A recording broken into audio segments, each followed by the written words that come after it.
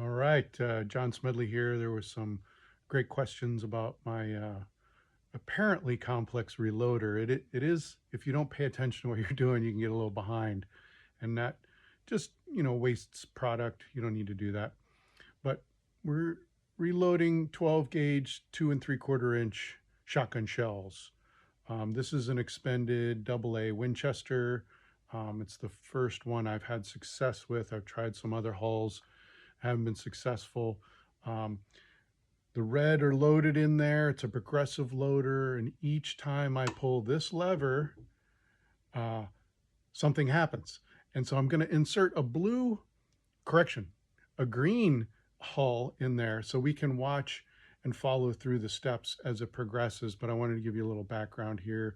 Um, Shotgun shell, we got some powder. This is tight group I'm using right now, and that's currently loaded in this forward dispenser. The aft dispenser has shot.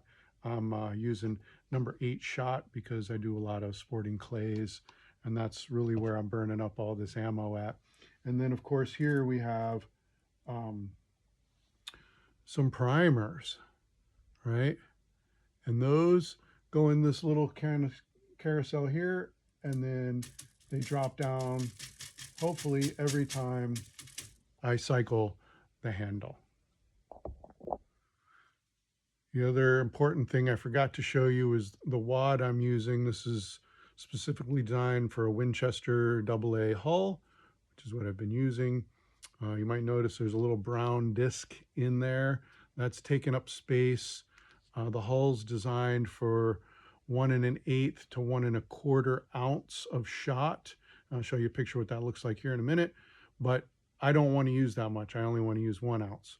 So I'm taking up space with this little cardboard disc.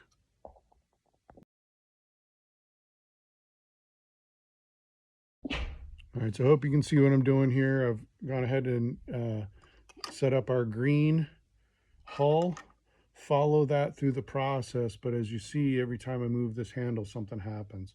First step is to get that shell into the progressive reloader, okay? And then as we draw it back up, it's going to go into a place where the old primer gets removed and a new primer is ready to be installed when I put the handle back to the starting position.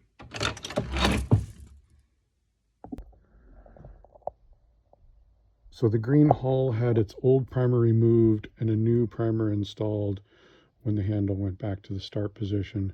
It's going to move over to the next station now, where it will receive 16.4, 16.5 grains.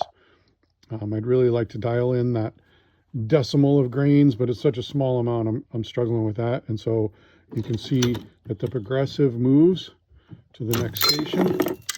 And while the green hull is in this position, it got a shot of powder.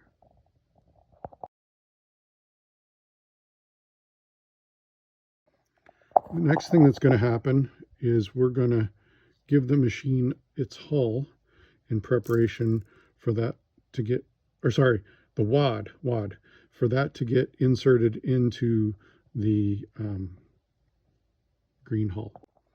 And it took 2 hands, but I just dropped the hull right into that little arm. And then as I charge it, the wad goes into the green hull. And the next station is one of my favorite. It's where we get shot added. And you can see that the cartridge prior to our sample cartridge has already gotten its shot loaded into the wad.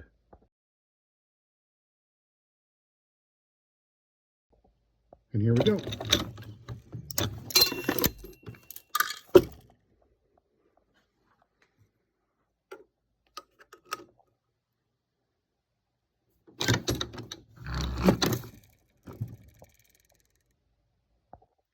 Now the next is a pre-crimp and then a crimp, and I'll walk you through those one at a time.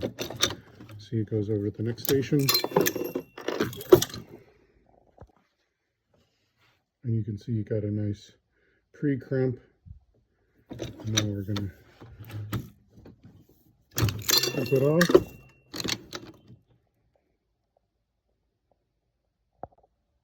Well, I forgot to push the record button when this guy ejected, but I think you saw some earlier. They just slide down this little slide, and I've got this little box here to catch them. This is, again, 1 ounce load of number 8 birdshot with 16.5 grains of powder from the tight group at Hodgkin. And I expect that to produce around just under 1,200 feet per second.